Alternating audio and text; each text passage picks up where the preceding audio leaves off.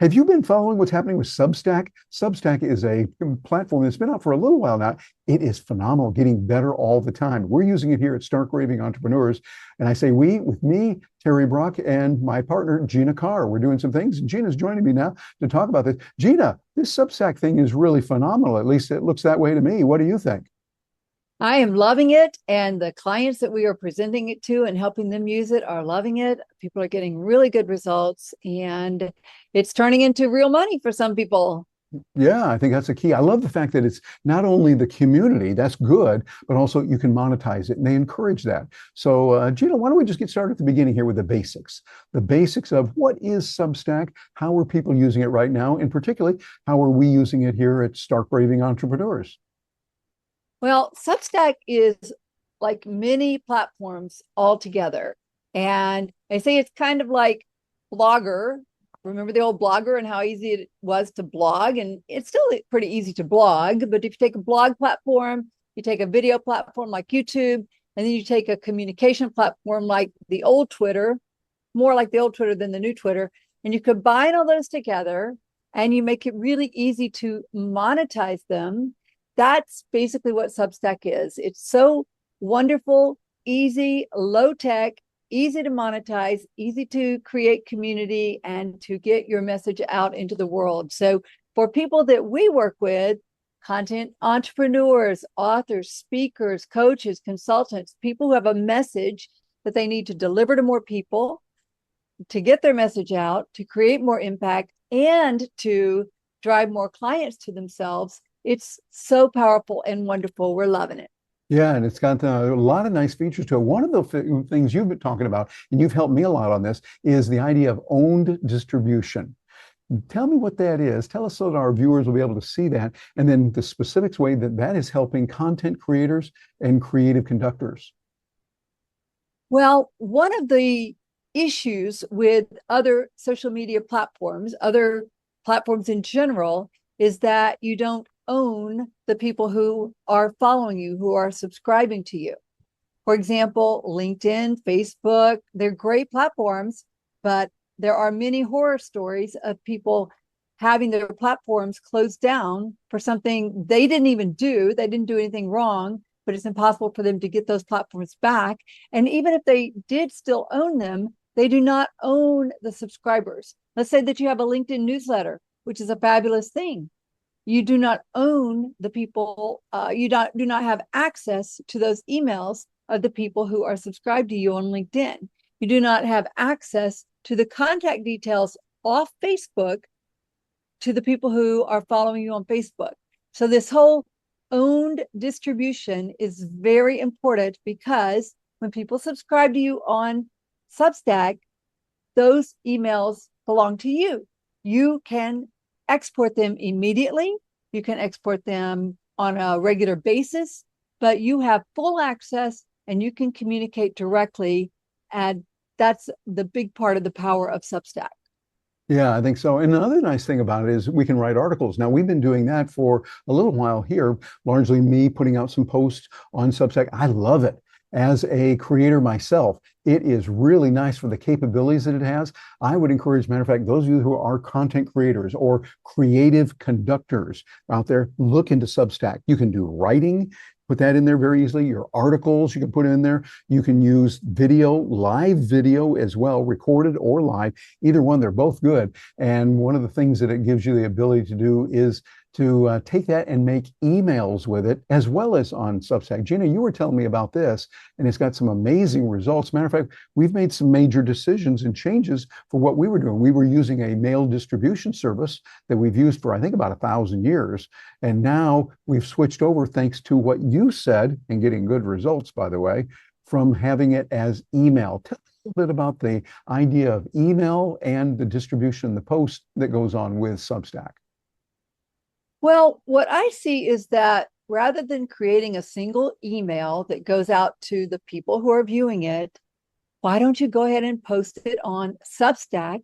It becomes an article on Substack.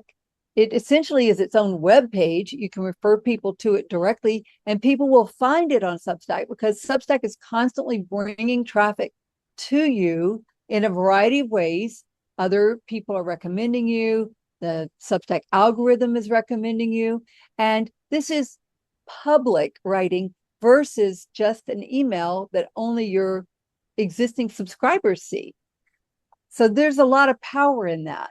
And it's really an easy platform to use for formatting your emails, much easier than some other platforms that I've seen out there for sending emails. So I love that. And when you post, if you want, and most people choose this as a default, these emails are going to go to your subscribers. They can go only to your paid subscribers. It depends on how you have things set up, but there's a lot of different ways to communicate with the people who have followed you and or subscribed to you. Yeah. Now, one thing that's very similar to that you and I have talked about a little bit is it's similar to LinkedIn, in that LinkedIn has their newsletters, and you can send out something on a LinkedIn newsletter as well as email. We have a similar kind of function here on Substack. Tell me about the similarities and the differences between those two platforms, Substack and LinkedIn. Well, we've been helping people in our Stark Raving Entrepreneurs community for years to create LinkedIn newsletters, which have been fabulous because those newsletters are delivered directly to their subscribers' email boxes. So that was nice and wonderful. And they did not have access to those email addresses. They could only send to their subscribers. In Substack, you can send your articles automatically to the email inboxes of your subscribers, and you have access to their full email addresses. So that's why it's significantly better than just LinkedIn. Now, that doesn't mean you should automatically go to Substack, because you do need to consider, where is your target audience, the people that you're trying to communicate with. Are your potential buyers on LinkedIn, or are your buyers on Substack? Increasingly, a lot of people are going to be on Substack, but for certain businesses, LinkedIn may still be the best place to be, even though you don't own that distribution. A lot of our clients are doing a little of each. Yeah, it seems like that combination can be very good. But another way we can combine that would be on our own blog. So tell me about Substack versus doing it on your own blog. Seems like it's not either or, but it would be both and. You could do both that way with Substack. Is that right?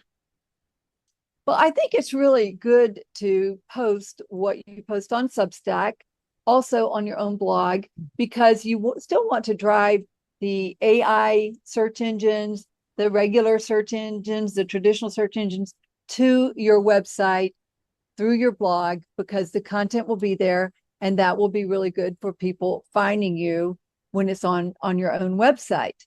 However, how many people actually go to your website even when you post a fabulous blog post? For many of us, that's not many people, unless you are a celebrity or have somehow built up a huge following. On Substack, Substack is constantly bringing you traffic, and people who are already reading you and subscribe to you are recommending you, or somehow communicating in a way that lets their followers know that they think that what you're doing is good. It's much like being in a store on a deserted highway, which would be your own blog, versus being a very busy kiosk in a mall where the traffic's already there, it's already going by. Why don't we publish our articles there, which is Substack? Yeah, exactly. And I think that's real good. Now, one of the things also is to look at the all-in-one platforms versus Substack. There's some that are all-in-one. Tell us a little bit about that. First of all, how we would define all-in-one, and then where Substack comes in there and actually gives some real advantages for the platform and how it's working.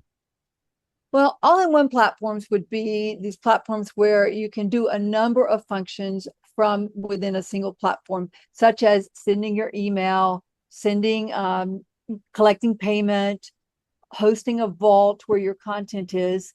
A couple that we use and folks subscribe to through us, Kartra and Go High Level. Those are two that we really like. And for the foreseeable future, you probably still need platforms like that, because you're going to want to move your subscribers from Substack, you're going to want to, let's just call it upgrade. You don't necessarily move them off of Substack, but you're going to want to upgrade them into a more profitable relationship with you or a higher ticket relationship with you. And you are going to need another service to do that.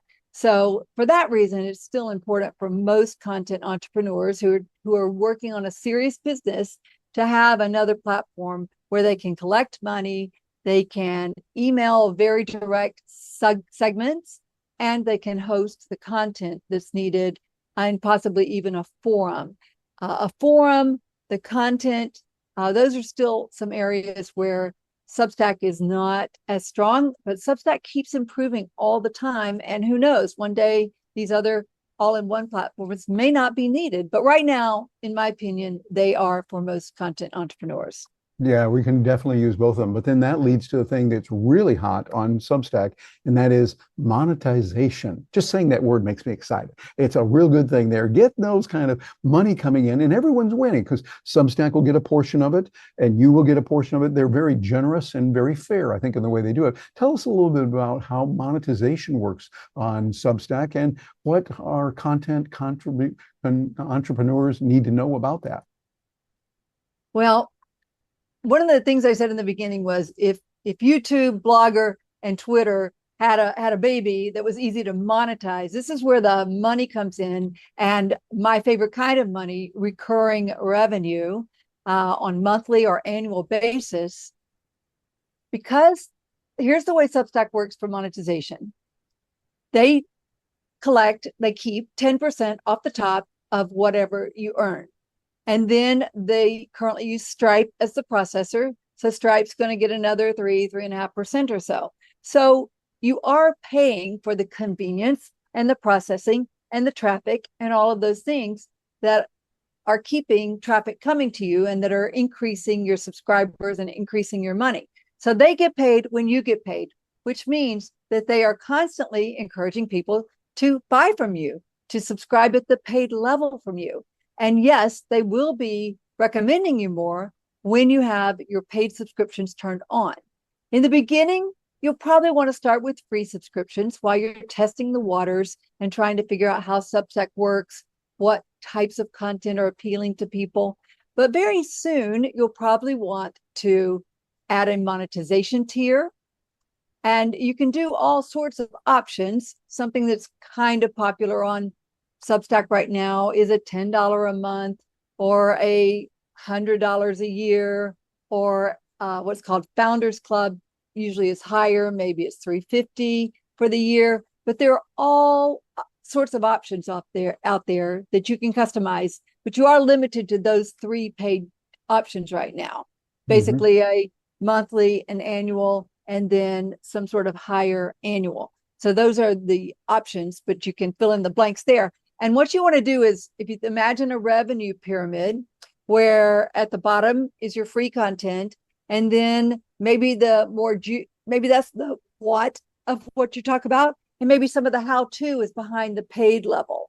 And then access to you. Let's say that you are offering an occasional Q&A through a live venue, through either Substack's venue, or you invite people who are paid subscribers to join you on Zoom, where they really have access to you and other community members.